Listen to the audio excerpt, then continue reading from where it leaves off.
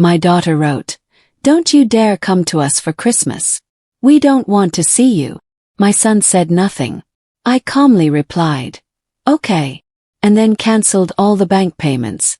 In the morning they both stood at my doorstep. I'm glad you're here with me. Please like this video and listen to my story till the end and let me know which city you're listening from. That way I can see how far my story has traveled. I used to believe that being a good mother meant sacrificing everything for your children. For 35 years I lived by that principle.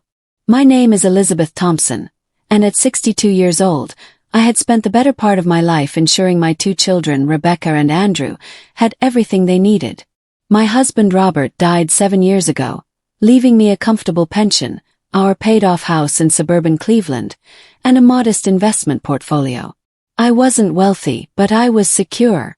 And I was generous, perhaps too generous, I would later realize. Every month, like clockwork, I sent Rebecca $1,500. She was 34, married to Nathan, a man who seemed to change jobs more often than his socks. They had 2 children, Lily and Oliver, my precious grandchildren, whom I adored. Rebecca always had reasons why they needed the money. Unexpected medical bills, car repairs, Lily's dance classes, Oliver's tutoring. Andrew, my 31-year-old son, received $1,000 monthly. He was single, working in tech support, but apparently his salary never quite covered his expenses. There was always something. Student loans, rent increases, his car payment. Beyond the monthly payments there were the extras. Birthday gifts that cost hundreds, Christmas presents that maxed out my credit card, emergency loans that were never repaid. When Rebecca's washing machine broke, I bought them a new one. When Andrew's laptop died, I replaced it within days. I told myself this was what mothers did. This was love. But lately something had shifted. The phone calls became shorter, more transactional. Just checking if you sent this month's payment yet. Mom, I need an extra $500 by Friday. The I love you started feeling like afterthoughts. Obligations tacked on to requests for money. Thanksgiving had been strange. Rebecca had barely spoken to me, too busy on her phone. Andrew had arrived late and left early, claiming he had plans with friends. Neither of them asked how I was doing, whether I was lonely in that big house by myself, whether my arthritis was bothering me again. I pushed down the hurt. They were busy. They had their own lives. This was normal, wasn't it? Then December arrived, and with it the first real wound. I had mentioned casually that I'd love to spend Christmas with them this year. Maybe I could come to Rebecca's house, help with the cooking, watch the kids open presents, or they could all come to me.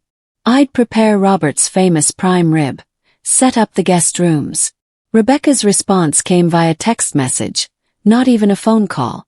I stared at my phone screen, reading the words over and over, certain I must have misunderstood. "Don't you dare come here for Christmas. We don't want to see you." My hands trembled. I read it again and again. The message continued. "We need family time. Just us. You're always so needy and demanding. We need space. Don't call. Don't text. Just leave us alone for the holidays." I sat down heavily on my kitchen chair, the phone nearly slipping from my grip. Needy, demanding. I had asked to see my own family for Christmas. Was that demanding? I waited for Andrew to call to check on me, to at least acknowledge what his sister had said. We had a family group chat. He had surely seen the message. Silence. Hours passed, then a full day. Andrew said nothing. His silence felt like agreement, like betrayal, just as sharp as Rebecca's words. That night I didn't sleep. I lay in bed, staring at the ceiling, Robert's side of the bed cold and empty as it had been for 7 years. What had I done wrong? Had I been too available, too giving? Or had I simply been too blind to see what my children had become? The next morning I sat at my kitchen table with my coffee and my laptop. I opened my bank account and looked at the automatic transfers I had set up years ago. $1,500 to Rebecca, $1,000 to Andrew, month after month, year after year. I thought about the text message, about Andrew's silence, about how neither of them had asked how I was doing in months. And then, with a clarity that surprised me, I knew exactly what I needed to do. I canceled every automatic payment, all of them. Then I texted back just one word, okay. After I pressed send on that single word, okay, I sat motionless for several minutes, my heart pounding. What had I just done? But as the initial shock faded, something else took its place. Not anger, not yet. First came curiosity, a cold, analytical curiosity I hadn't felt in years. I opened my banking app and began to scroll, not just through recent months but years. I exported statements, created a spreadsheet, something Robert had taught me long ago when we used to manage our household budget together. The numbers that emerged made me feel physically ill. Over the past 5 years alone, I had sent Rebecca $90,000 in regular monthly payments. Andrew had received $60,000, but that was just the automatic transfers. Then there were the emergencies. Rebecca's transmission repair, $3,000. Andrew's security deposit for his apartment, $2,000. Rebecca's root canal, $1,500. Andrew's emergency flight to a friend's wedding, $800. The pattern went on and on. I added another column, gifts. Christmas, birthdays, Easter, graduations. The all-terrain stroller for Lily, $400. Oliver's gaming computer, $1,200. Andrew's new phone, $900. When I finally totaled everything, I had to check the number 3 times because surely I had made a mistake. $173,000. In 5 years. I sat back, my coffee now cold, my hands shaking. That was nearly my entire inheritance from Robert. The money he had worked so hard for, saved so carefully, left specifically for my security in old age. And what had I gotten in return? A text message telling me I wasn't welcome at Christmas. A son who couldn't even defend me or speak up. The phone rang. I jumped, my heart racing. It was Rebecca. For a moment I considered not answering, but I picked up. Her voice was tight, controlled. I see you canceled the transfers. No apology. No, I'm sorry for what I said. Just immediate focus on the money. Yes, I said simply. Well, you need to fix that. The mortgage payment is due and I'm counting on that money. The mortgage payment on the house that Nathan and she had bought. The house I had helped with the down payment for $20,000. I had almost forgotten about that. No, I said, silence. Then what? I said, no, Rebecca, I won't be fixing it. Are you serious right now? Her voice rose. You're going to punish us because you're having some kind of emotional breakdown. We have bills, Mom. We have kids. So do I said quietly. Have bills too. You have your pension. You have Dad's life insurance. You're fine. Was I fine? I thought about my property taxes due in January. My own mortgage. Even the paid-off house had a small reverse mortgage I'd taken out 2 years ago when Rebecca needed help with Lily's medical bills. My prescription costs that seemed to climb every year. I need to go, I said. Wait. Hung up. The phone immediately rang again. I turned it off. For the first time in weeks, the house was completely silent. And in that silence, I began to think clearly. I wasn't going to simply cut them off and hope they learned a lesson. That would accomplish nothing. They would just be angry, would paint me as the villain, the cruel mother who abandoned her struggling children. Number 1, I needed a plan. I needed to understand exactly how much control they thought they had over me. I needed to see what they would do when the money stopped. I needed evidence of their true motives, their true feelings, and I needed to protect myself legally, financially, emotionally. I turned on my laptop and began to research elderly financial abuse, legal protection for seniors, how to document financial exploitation, estate planning. Hours passed. The winter sun set early, casting long shadows through my kitchen windows. Barely noticed. I made lists. I made phone calls to automated bank services taking notes.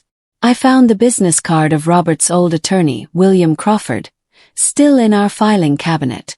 By midnight, I had the skeleton of a plan. Step 1, document everything. Step 2, consult with attorney Crawford about protecting my assets. Step 3, set up a new bank account they didn't know about. Step 4, wait. Let them show their true colors. Step 5, make my decision about my estate based on their actions, not my guilt. I finally went to bed at 1 o'clock in the morning, exhausted but strangely calm. For the first time in years, I wasn't lying awake worrying about whether Rebecca had enough money or whether Andrew was okay. I was thinking about myself, and it felt like waking up from a very long sleep. William Crawford's law office hadn't changed since Robert and I had last visited years ago to update our wills.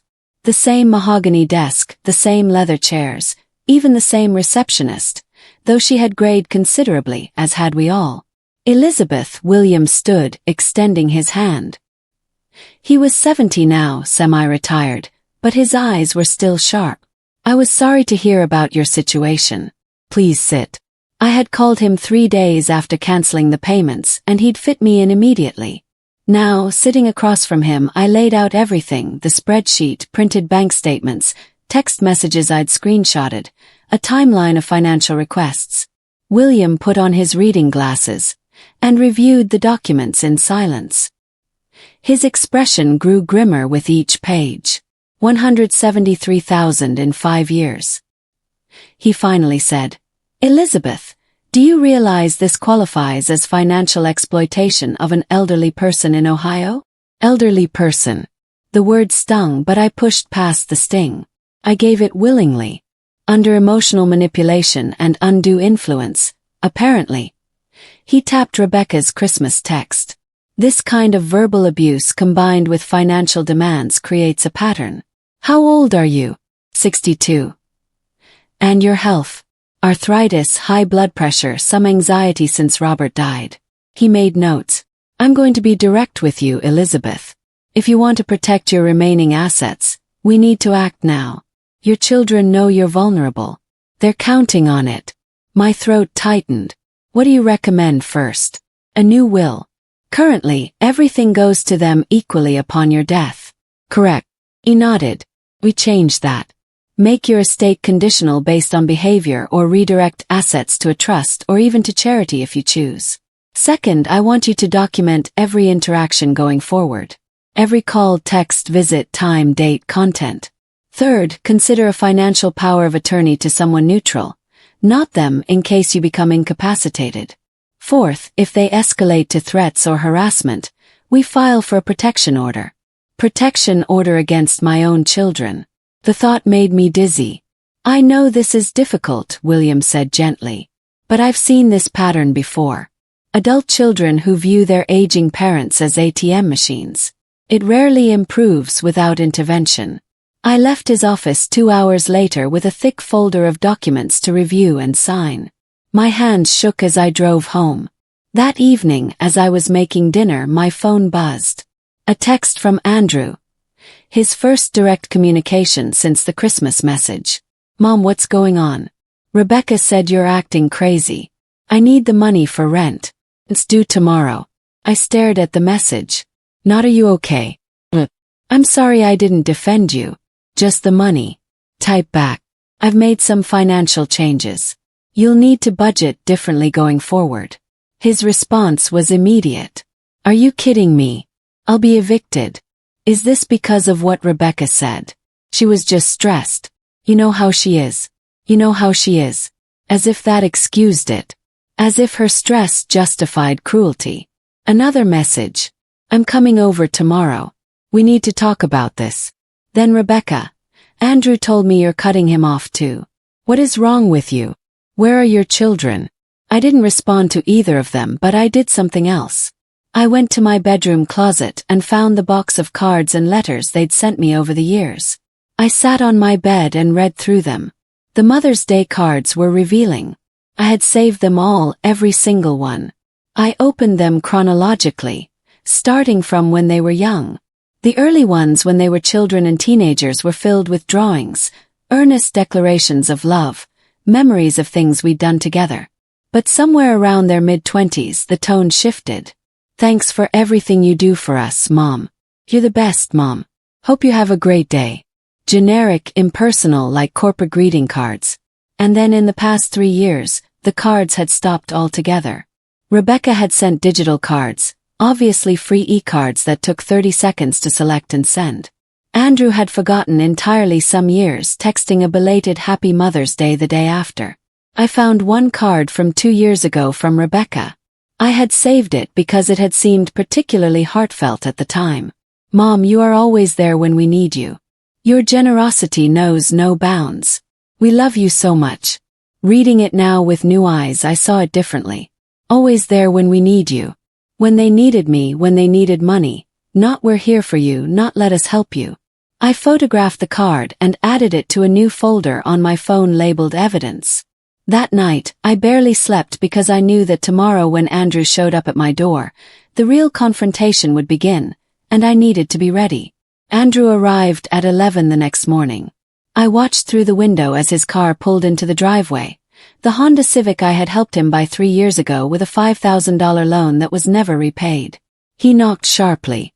I waited a moment, steadying myself, then opened the door. Mom! He didn't smile.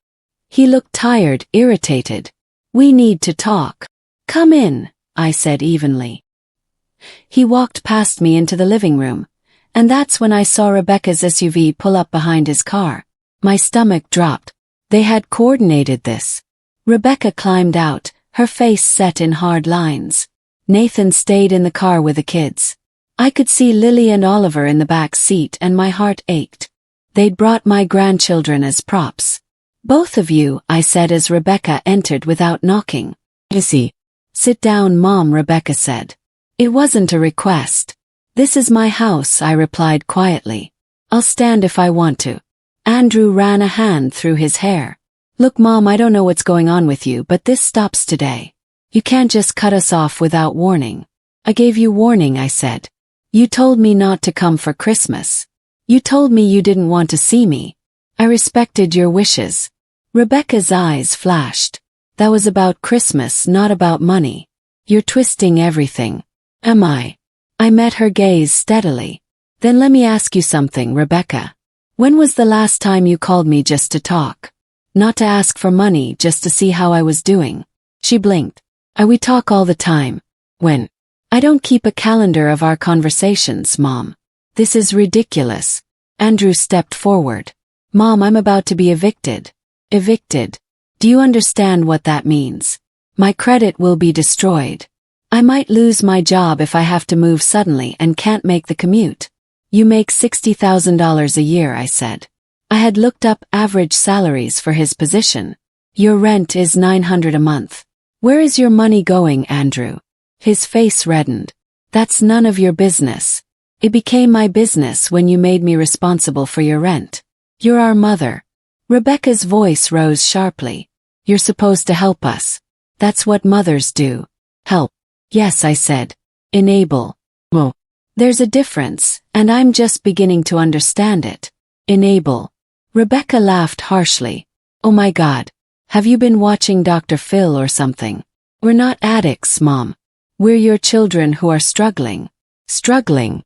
I walked to my desk and picked up the folder I'd prepared. Rebecca, you and Nathan took a vacation to Cancun last spring. I saw the photos on Facebook. That's not struggling. That was a credit card. We needed a break. And who do you think will pay that credit card when you can't? Who were you counting on? Her mouth opened, then closed. I turned to Andrew. You bought a new gaming computer last month. I saw it in your Instagram story. $1,200. But you can't make rent. I needed that for work, he protested. You work in tech support. Your company provides equipment. The room fell silent. Then Rebecca's face transformed. Her anger melted into tears. Mom, please. Sorry. Babe. I'm sorry about what I said. I was stressed. Nathan's been having trouble at work and the kids are expensive and I took it out on you. But you can't punish the kids because I lost my temper. Punish the kids. She was good. She knew exactly where to strike. Lily needs her dance classes, Rebecca continued, wiping her eyes. Oliver has a field trip coming up. Are you really going to take that away from them because you're mad at me? I felt the familiar guilt rising, the instinct to comfort, to fix, to provide. For a moment, I almost wavered. Then I remembered the spreadsheet. $173,000.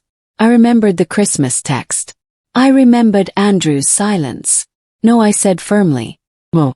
Rebecca's tears stopped as quickly as they'd started. No, I won't be resuming payments. You're both adults. You need to manage your own finances. Andrew's expression hardened. You're really doing this? Fine.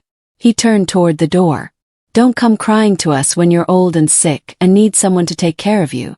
The threat hung in the air, ugly and clear. Rebecca grabbed her purse. You're going to regret this, Mom. Family is supposed to stick together. But apparently you're fine with being alone. He paused at the door. Don't expect to see your grandchildren anymore. They left. I stood in my empty living room shaking. The threat about the grandchildren hit harder than anything else. Lily and Oliver, they were innocent in all this, but I couldn't let manipulation win. Couldn't. I sat down heavily and allowed myself to cry for the first time since this began. Great heaving sobs that came from somewhere deep inside. Then I dried my eyes, called William Crawford, and reported every word they'd said. Document it all, he confirmed. You're doing the right thing, Elizabeth, even when it doesn't feel like it. For the next 3 days I took his advice. Took a break. I didn't check my phone obsessively. I watched old movies. I cooked meals just for myself. Grieved. I grieved for the children I thought I had raised. I grieved for the relationship I thought we had. I grieved for my illusions. And slowly I began to feel something else. Relief. The call came from my sister Susan on the 4th day. Lizzie, she said, using my childhood nickname. I talked to Rebecca this morning. Closed my eyes. Course they had called Susan. What did she tell you? That you've had some kind of breakdown and cut them off financially. She's worried about you, honey. I haven't had a breakdown, Susan. I've had a realization. She said you won't even see the grandkids. That doesn't sound like you. She's the one who said I couldn't see them, I corrected. I wanted to spend Christmas with them. She told me not to come, told me they didn't want to see me. When I stopped sending money, suddenly I'm the villain. Silence on the other end. Susan was thinking. How much were you sending them? She asked finally. Thousands every month for years. Oh, Lizzie, her tone shifted. Why didn't you tell me? I thought I was being a good mother, and now I'm trying to be a healthy person. We talked for an hour. Susan, widowed herself, understood loneliness and the fear of losing family. But she also understood manipulation. Her own son had tried similar tactics before she'd set boundaries. It's going to hurt, she warned. They're going to try everything. They'll send the kids to guilt you. They'll play the victim to everyone who'll listen. They'll make you doubt yourself. No. But if you cave now, it'll only get worse. They'll know exactly how to control you. After we hung up, I felt less alone. But Susan's prediction came true faster than I expected. That afternoon, Lily called my 10-year-old granddaughter. Grandma. Her small voice made my chest tighten. Why are you mad at us? I gripped the phone. Hi, sweetheart. I'm not mad at you. Mommy said you don't want to see us anymore. She's been crying. The manipulation was breathtaking. Using a child to deliver the message to apply pressure. Lily, honey, I love you very much. I wanted to see you for Christmas, but Mommy said no. Do you understand? Mommy said you're being mean about money. Did Mommy tell you to call me? She's right here. She wants to talk to you. Rebecca got on the phone. Do you hear that? You're confusing her. She doesn't understand why her grandmother doesn't love her anymore. I took a deep breath. Rebecca, don't use your daughter to manipulate me. It's not fair to her. Not. How dare you? I'm trying to help Lily understand why her family is falling apart. The family isn't falling apart because I set financial boundaries. Think about that. Hung up. My hands were shaking, but my resolve held. I called William Crawford again. They're using the grandchildren now, I told him. Predicted, he said grimly. Don't engage. If they continue, it's harassment. We're documenting it all. That evening, I did something I hadn't done in years. I went to the community center where Robert and I used to take ballroom dancing classes. A support group for widows and widowers met there on Thursday nights. I walked in nervously. About 12 people sat in a circle ranging from their 50s to their 80s. The facilitator, a kind-faced woman named Patricia, welcomed me. "I'm Elizabeth," I said. "My husband died 7 years ago and I'm having trouble with my adult children." The stories that followed shocked me. I wasn't alone. 3 other women had similar experiences. Adult children who saw them primarily as sources of money. One man's son had stolen his credit cards. Another woman's daughter had forged her signature on loan documents. "The hardest part," said a woman named Dorothy, who was 73, "is accepting that the children you raised aren't the adults they became. You keep hoping they'll change, go back to being the sweet kids they once were. But sometimes they don't." "What did you do?" "Yes. Changed my will. Left everything to a scholarship fund in my late husband's name. When my daughter found out, she didn't speak to me for a year. Then one day she called and apologized. Really apologized. We're rebuilding now slowly, but it took hitting rock bottom for her to see what she'd become. And if she hadn't apologized," Dorothy smiled sadly, "then I'd have peace knowing I didn't reward bad behavior. The way I'd be free." Free. The word resonated. I left the meeting with phone numbers, with validation, with the understanding that setting boundaries wasn't cruelty. It was self-preservation. At home, I made tea and sat in Robert's old chair. I thought about the life insurance money, the savings, the house. I thought about Rebecca's tears and Andrew's threats and Lily's confused voice. And I thought about Dorothy's words. The way I'd be free. The next morning I called William Crawford. "I want to change my will," I said. "I want to create a trust and I want very specific conditions." "Tell me what you're thinking," he said. I told him, and for the first time in weeks I smiled. They came on Sunday morning, both of them without warning. I was having coffee on my porch, enjoying the cold December air when both cars pulled into my driveway. Rebecca got out first, followed by Nathan. Andrew emerged from his car alone. They walked up my driveway with careful, measured steps, a united front. "Mom," Rebecca said softly, "can we talk, please? We've been thinking a lot and we want to make things right." I studied her face. The tears from before were gone. This was a different approach, humble, conciliatory. "Come in," I said. We sat in the living room. Nathan, whom I'd always found vaguely spineless, spoke first. "Elizabeth, I owe you an apology. I should have been managing our finances better. I shouldn't have let Rebecca rely on you so much. That's on me." "Interesting." He was taking responsibility to make Rebecca look better. Andrew leaned forward. "Mom, I've been doing some thinking too. I've been irresponsible with money. I see that now. I'm going to make changes." They seemed so sincere.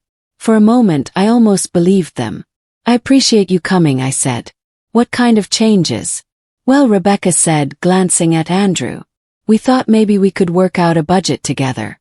You could help us learn to manage money better. You and Dad were always so good at that." "A budget?" I repeated. "Yeah," Andrew said eagerly. "Like maybe you could help me set up automatic savings, show me how to track expenses, that kind of thing." "And you think that would help?" "Definitely," Rebecca said. "And look, Mom, about Christmas I was completely out of line. I was stressed about money and I took it out on you. It was wrong. We want you there. The kids miss you terribly." I sat back observing them. They were good. Very good. But something felt off. "So you want to reconcile?" said. Rebecca's eyes brightened. "Or family. Family works through things. And the money." A flicker, just the briefest flicker, crossed her face. "What about it? Would you want me to resume the monthly payments while we work on this budget?" Rebecca exchanged a look with Andrew. "Well, I mean, we can't just switch everything overnight, right? Maybe a transition period. You could reduce the amount gradually while we get on our feet." There it was. "How much were you thinking?" "Yes. Maybe half," Andrew suggested. "Just until I find a cheaper apartment. Maybe 3 to 4 months. And you, Rebecca?" "The same. Just until Nathan's situation stabilizes. He has some job interviews coming up." Nathan nodded enthusiastically. "Really promising opportunities." I stood up and walked to the window, my back to them. I could see my reflection in the glass, a 62-year-old woman who had almost been fooled again. "No," I said quietly. Mom, Rebecca started. I turned to face them. No, I'm not giving you any more money. Not half, not a quarter, nothing. But we just explained, Andrew protested. You explained that you want a transition period, a few more months of money while you get on your feet, and then what? Another crisis. Another excuse. Rebecca's expression hardened. The mask began to crack. So what? You're just going to abandon us? I'm not abandoning you. I'm refusing to enable you. There's a difference. Semantics. Rebecca stood abruptly. You have money, Mom. You have Dad's life insurance, your pension, this house. We're struggling. You're not struggling, Rebecca. You're mismanaging, and you've been using me as a backup plan instead of learning to budget. Nathan finally showed some spine. Unfortunately, it was to defend the manipulation. This is unbelievable after everything we've done for you. What have you done for me? Ask directly. He faltered. We visit you. We include you in the grandkids' lives. You mean you used to before I stopped paying and you're using them now as leverage? Andrew stood too. You know what, Mom? We came here trying to fix this, trying to be adults about it, but you're being stubborn and selfish. Selfish. I repeated.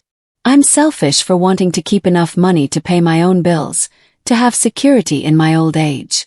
You're not even that old. Rebecca snapped. You're 62.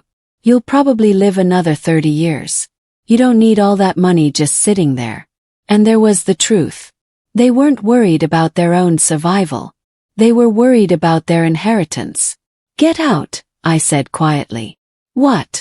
Get out of my house. Rebecca's face flushed red. Fine. But don't expect us to come running when you need help someday. Don't expect us to visit you in some nursing home.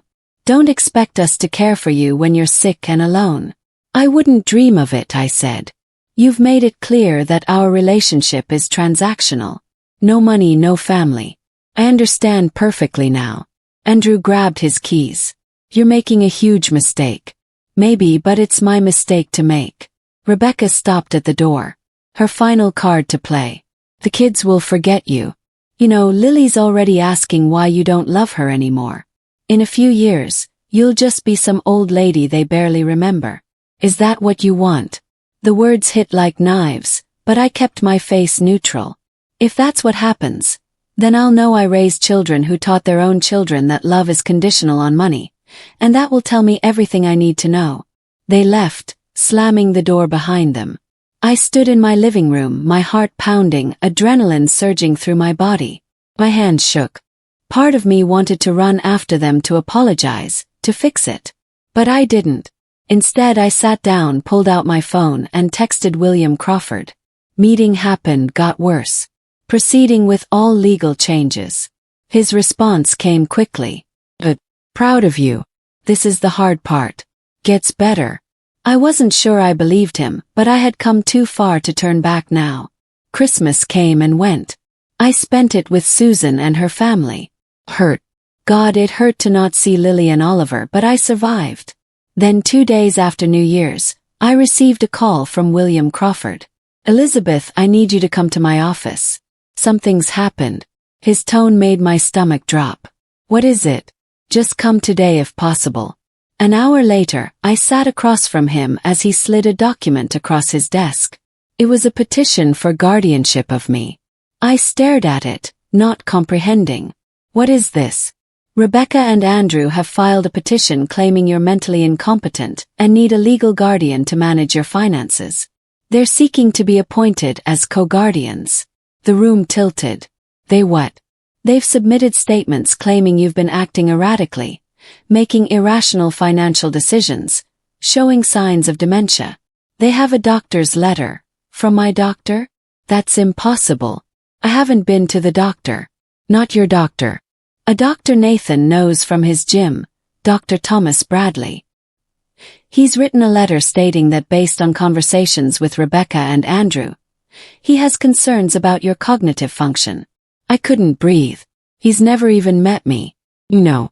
That's why this won't stand. But Elizabeth, we need to fight this aggressively. They're trying to gain control of your assets by declaring you incompetent. Can they do that? Not if we act fast. I've already scheduled a hearing for next week. You'll need an independent psychiatric evaluation.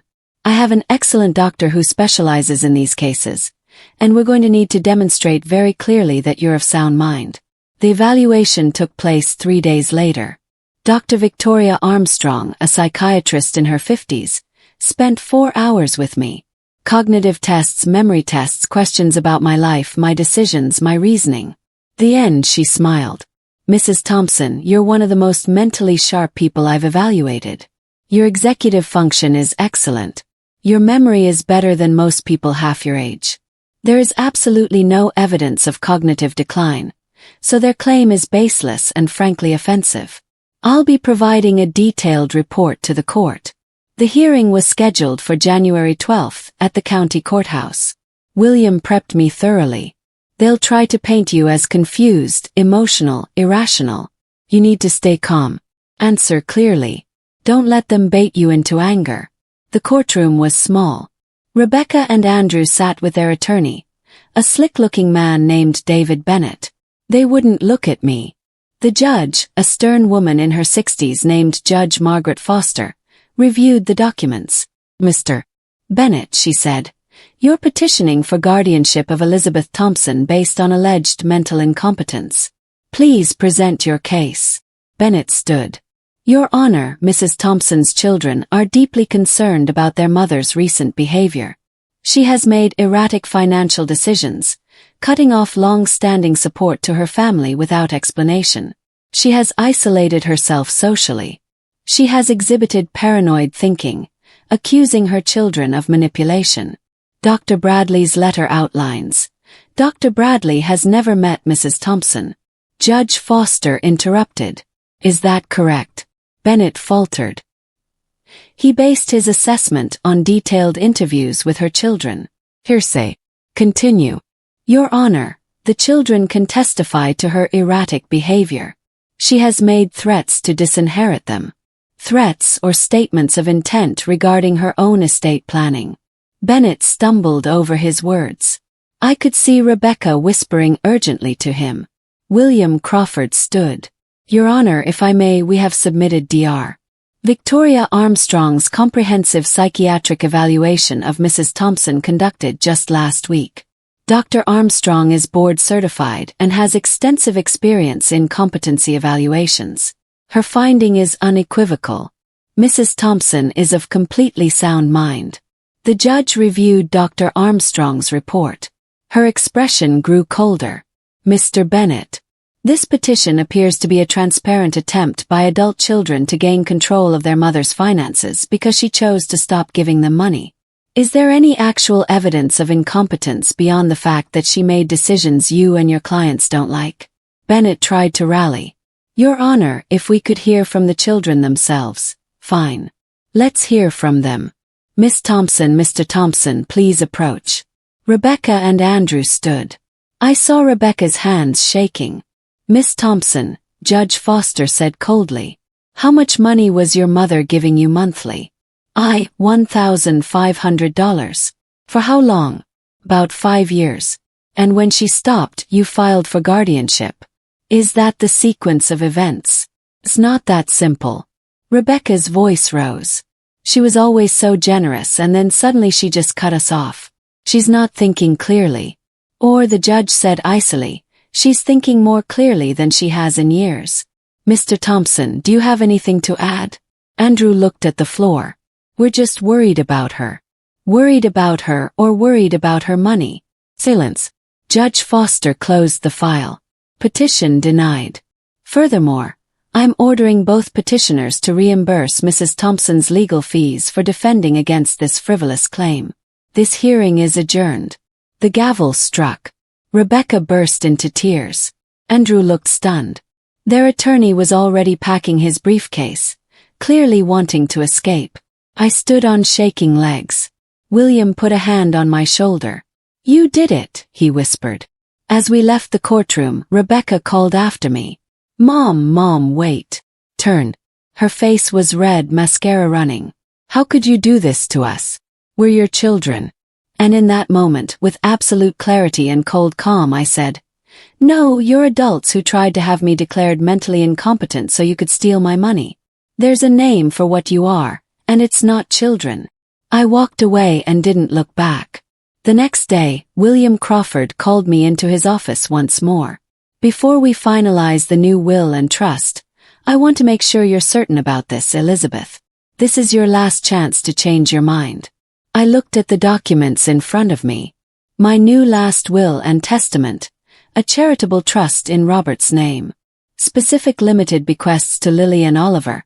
College funds they'd receive at 25 with conditions that neither parent could access. I'm certain, I said. The rest goes to the scholarship fund. Yes, and to Susan's children who actually call me to see how I'm doing. He nodded and I signed. Each signature felt like freedom. That same week, Rebecca and Andrew received the court order to pay my legal fees, $8,000. They also received a registered letter from William Crawford outlining that any further harassment, manipulation, or legal action would result in a restraining order and possible criminal charges for attempted financial exploitation of an elderly person.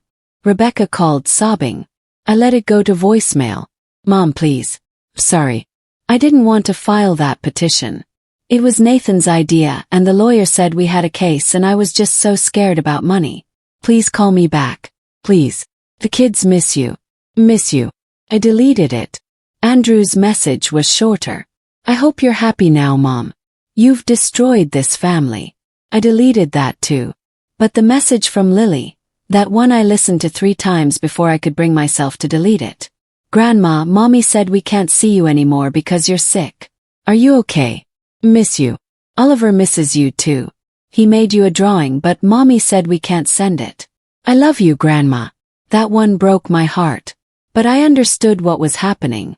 They were using the children as a final weapon, and I couldn't allow it to work. I called William. Can I send gifts directly to Lily and Oliver? You can try, but legally their parents can refuse them. And if I show up at their school, that could be considered harassment if Rebecca has told you to stay away. Elizabeth, I know this is hard, but right now your grandchildren are in their parents' control. The college funds you've set up are the best you can do. 2 weeks later, I ran into Nathan's mother, Barbara, at the grocery store. She looked embarrassed when she saw me. Elizabeth, she said quietly. I heard about what happened. I'm sure you heard Rebecca's version. Actually, Nathan told me the truth eventually. She looked around, then lowered her voice. He's furious with Rebecca. He said the guardianship thing was her idea, that she convinced him you were losing your mind. When the judge threw it out and ordered them to pay your fees, he realized she'd been lying. They've been fighting constantly. I'm sorry to hear that, I said, and meant it. Don't be. They made their bed. Barbara paused. For what it's worth, I think you did the right thing. My sister went through something similar with her son. She gave in to keep the peace. He's 50 now and still bleeding her dry. You were brave. That conversation stayed with me for days.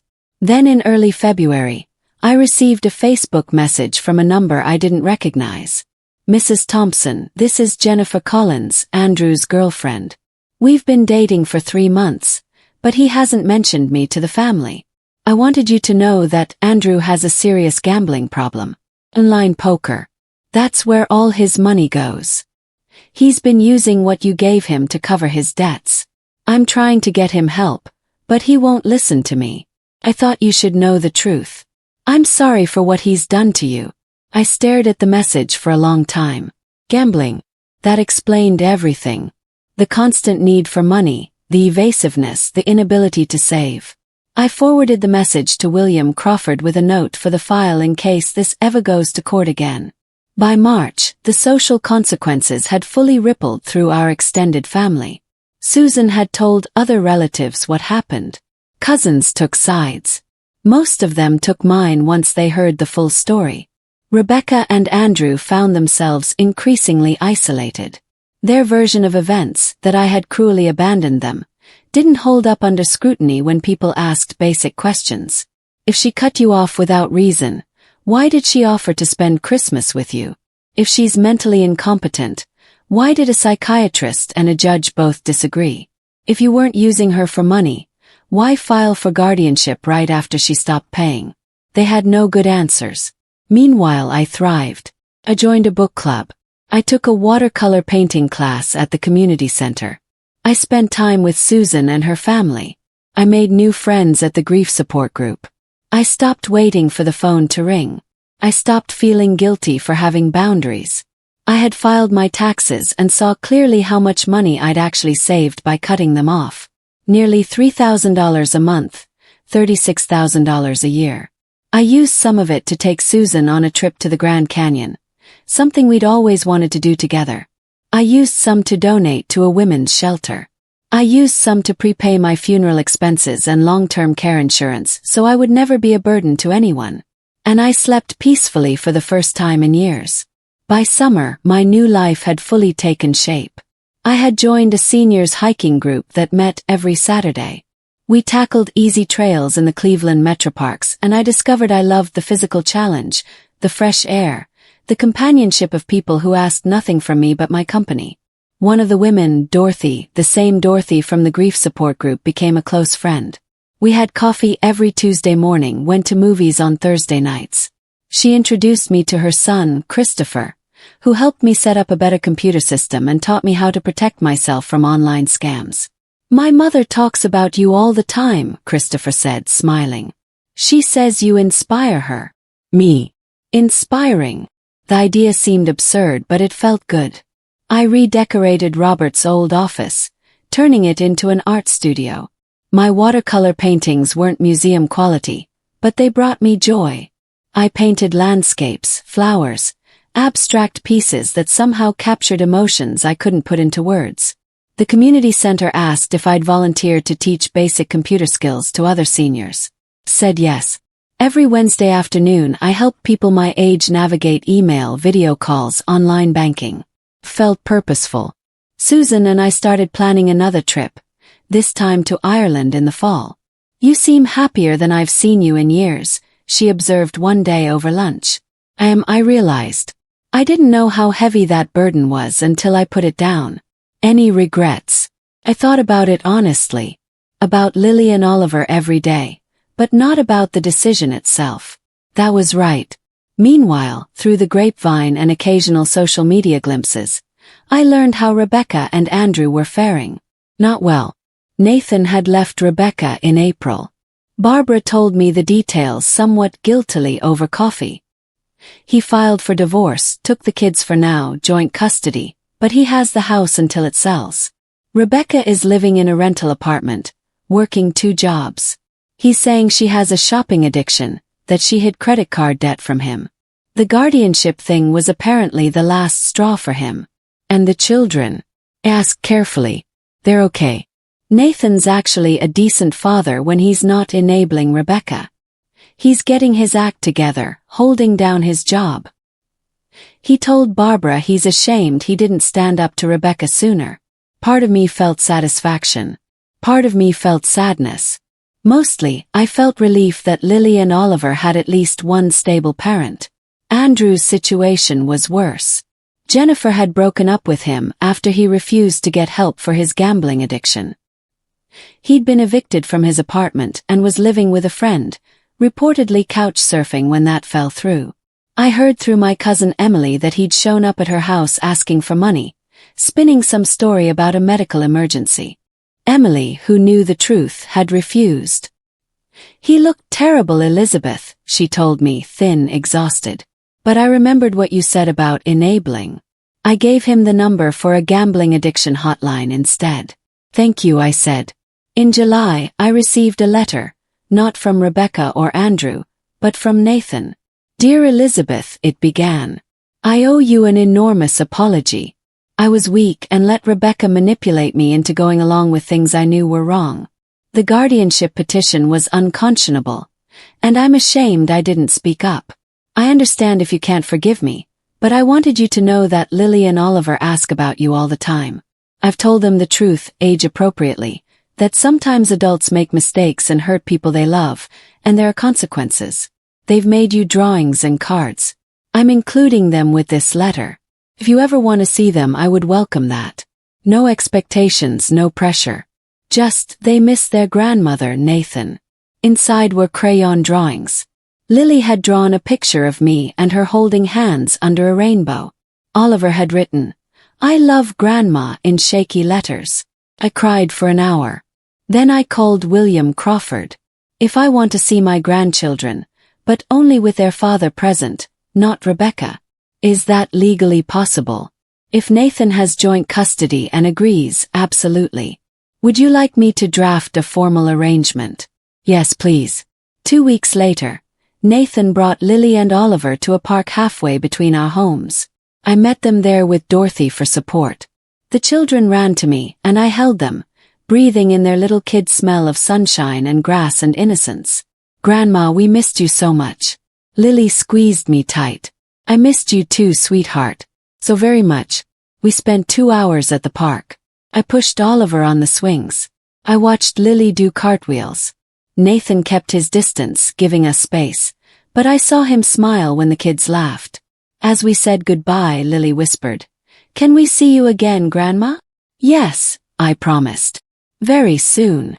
Nathan shook my hand. "Thank you for giving us a chance." I drove home feeling lighter than air. Rebecca had tried to call 4 times that day. I didn't answer.